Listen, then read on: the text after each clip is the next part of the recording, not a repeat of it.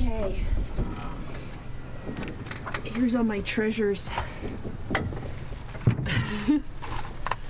Casey Gray here from the Conscious Builder, and welcome to episode 1 of this 10-episode series of a net zero build that we did called the 3-Day Cottage. The name was inspired from a joke that came up during the design process, in which we didn't want to make the guests too comfortable so that they would stay longer than 3 days. And this cottage is located in the beautiful Algonquin Highlands region. This series was designed for people who know that there's a better way to build but aren't quite sure how to approach it yet. We're going to get into things like the design process, setting realistic expectations, and products and components required to build a healthy, comfortable, and efficient home. In this episode, you're going to meet the owner, Kim, as she shares her values and some of the inspirations for this project. If you're not already, hit subscribe, hit the bell button, because we're going to be releasing a new episode every 2 weeks, so you want to make sure you stay up to date on those, and let's get into it.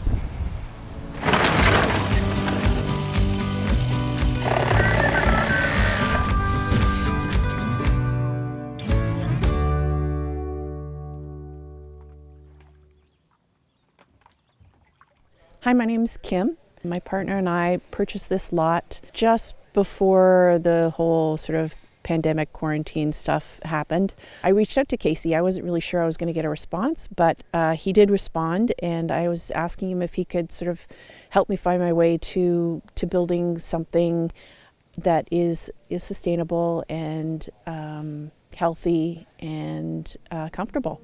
It's just under an acre of property, and the north is facing the lake. The lake is beautiful. It's a no-motor lake. It's small, so there's no motorboats or jet skis or anything like that. It's great for swimming. It's beautiful. There's not a lot of weeds and stuff, so in the summertime, that was actually our bathtub. The property itself, I just loved it.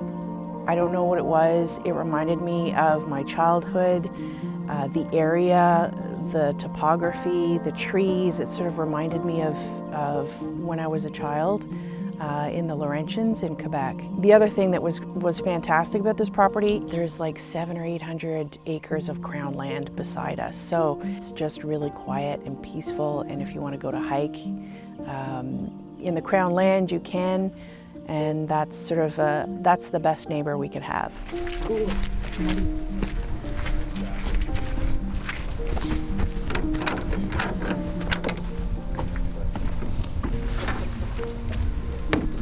Okay, here's all my treasures. There's a really beautiful table and chairs under here. It's beautiful. It's kind of scratched up a bit and stuff, but it's really gorgeous. So that just needs to be cleaned up and refinished. The dining room table, I'm gonna redo, sand off the top and refinish it. There's some wood repairs that need to be done, and we'll have that as our main table in the living area. And there's another old sideboard piece of furniture. It's beautiful old Jacobean, I think that's how you pronounce it. And it also needs a bit of love and TLC, and that's going to become the bathroom vanity. In February of 2020, Kim gave us a tour of the cottage and the site, and the cottage was in rough shape, to say the least. You can't tell from the videos, but it was smelly. You could tell that there was a lot of moisture issues, a lot of mold and mildew. It was not a very healthy, comfortable, or efficient place to live or enjoy your vacations in. Luckily though, Kim was able to salvage a lot of the stuff that wasn't affected by the mold or mildew issues. A lot of things that she found throughout the cottage, because all the furniture was left there for her to go through. So I think it was a little bit of a treasure hunt for her. Over here is a lot of wood from the existing, there was like a walk around deck. So Francois did all of that actually. He took off the entire thing and stacked all the wood here. The existing stairs as well. The price of wood has gone up quite a bit, so there's a lot of really good reclaimed wood there. The deck wasn't that old. I think it was only about 2 years old. These are some of the stones that we found around the property that we wanted to keep. And there's this slate was inside the cottage, underneath the wood burning stove. So we pried those up and kept those. That's something else that's in the back there is one of the old wood burning stoves is inside the trailer. And oh, and I see the sink there too. So this sink was in the kitchen. I love it. It's like this gorgeous old farmhouse sink. As you can see, it's a little worse for wear. So we would really like to refinish it and use it inside the new cottage. We took out curtain rails and things like that because they were solid wood. There was an old, really old, massive tabletop that is just basically a disc from an old growth forest in BC.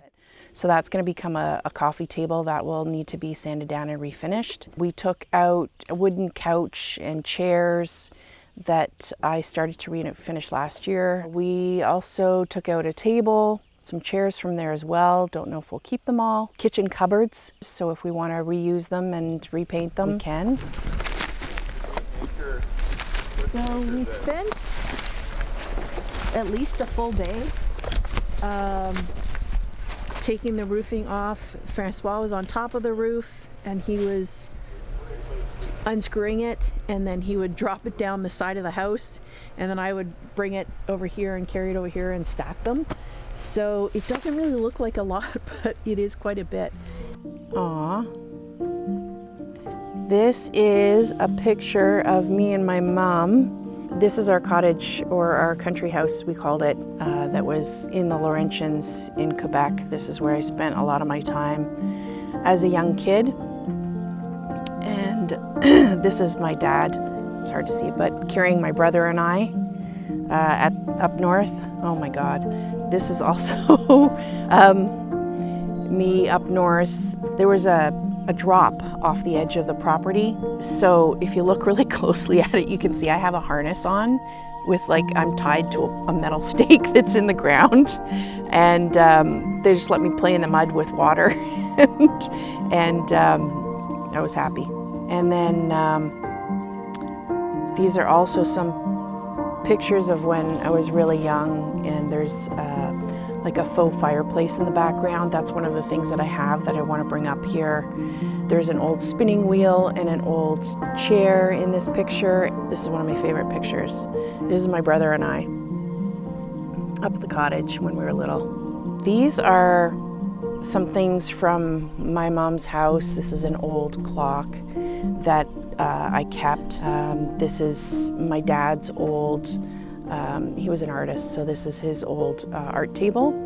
So these are all things that have sentimental value to me. We like to do a lot of home improvement kind of stuff, so we don't mind doing that kind of thing. It's fun, those projects. I love that this is being filmed because I want other people to understand and see how it's done and understand that it's not that difficult and it's not that much more expensive.